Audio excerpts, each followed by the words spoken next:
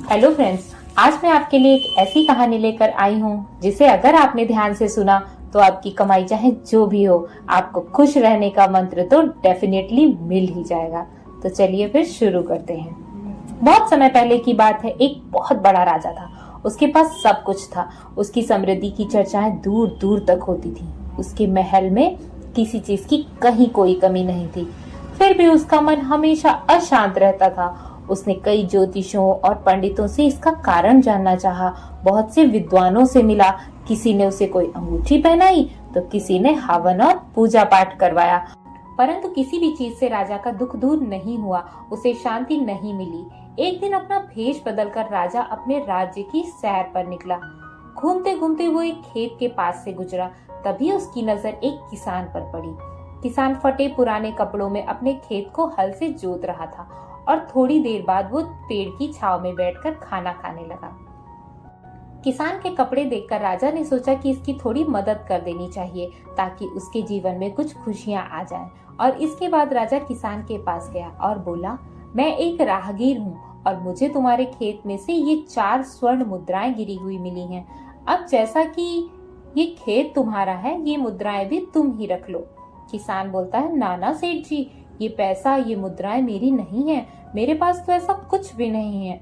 ये आप ही रख लें या किसी और को दान में दे दें। मुझे इनकी कोई जरूरत नहीं है। किसान के मुंह से ये बात सुनकर राजा को थोड़ा अजीब लगा। राजा बोला, पैसे की आवश्यकता आखिर किसे नहीं होती है, और भला आप लक्ष्मी को कैसे ना कर सकते हैं? सेठ जी, मैं रोज के 4 आने कमा लेता हूँ और उतने में ही खुश रह लेता हूँ। किसान बोला, क्या तुम सिर्फ 4 आने की कमाई करते हो और उतने में ही खुश भी रह लेते हो? ये कैसे संभव है? राजा ने हैरानी से पूछा। सेठ जी, खुशी इस बात पर निर्भर नहीं करती कि आप कितना कमाते हैं या फिर आपके पास कितना पैसा है, बल्कि खुशी तो इस बात पर निर्भर करती है कि आप अपने पैसे का उपयोग कैसे करते हैं। तो इन 4 आनों का तुम क्या क्या कर लेते हो? राजा ने थोड़ा सा किसान का मजाक उड़ाते हुए कहा। किसान भी किसी बेकार की बहस में नहीं पड़ना चाहता था, इसलिए आगे बढ़ते हुए उसने जवाब दिया, इन 4 आनों में से मैं एक कुएं में डाल देता हूँ, दूसरे से कर चुका देता हूँ, तीसरा उधार में दे देता हूँ और चौथा मिट्टी में गाड़ देता हूँ। राजा सोचने लगा। उसे किसान का ये जवाब समझ में नहीं आया। वो किसान से उसका मतलब पूछना चाहता था, पर वो किसान जा चुका था। राजा ने अगले दिन अपनी सभा बुलाई और पूरे दरबार में कल की घटना कह सुनाई। सबसे किसान के उस कथन का अर्थ पूछने लगा। दरबारियों में से सबने अपना अपना तर्क पेश किया, लेकिन किसी के पास भी ऐसा कोई जवाब नहीं था जिससे राजा को संतुष्टि मिल पाए। और अंत में राजा ने कहा, आप लोग एक काम करिए, आप उस किसान को ही दरबार में बुलाइए। बहुत खोजबीन के बाद वो किसान मिला और उसे कल की सभा में उपस्थित होने का निर्देश दिया गया।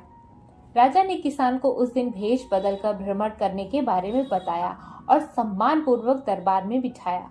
मैं तुम्हारे उत्तर से प्रभावित हूँ और तुम्हारे 4 आने का हिसाब जानना चाहता हूँ। बताओ, तुम अपने कमाए हुए 4 आने किस तरह से खर्च करते हो जो तुम इतने खुश और संतुष्ट रह पाते हो? राजा ने किसान से पूछा। इस पर किसान बोलता है, हुजूर, जैसा कि मैंने आपको बताया था कि मैं एक आना कुएं में डाल देता हूँ, यानी अपने परिवार के भरण पोषण में लगा देता हूँ।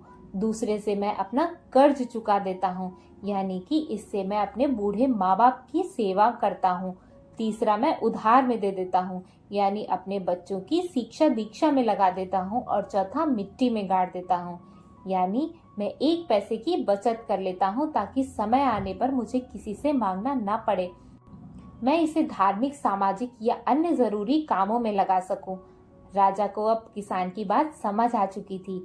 उसकी समस्या का समाधान हो चुका था और सबसे बड़ी बात, वो ये जान चुका था कि अगर उसे खुश रहना है, संतुष्ट रहना है, तो उसे भी अपने कमाए हुए धन का सही सही इस्तेमाल करना होगा।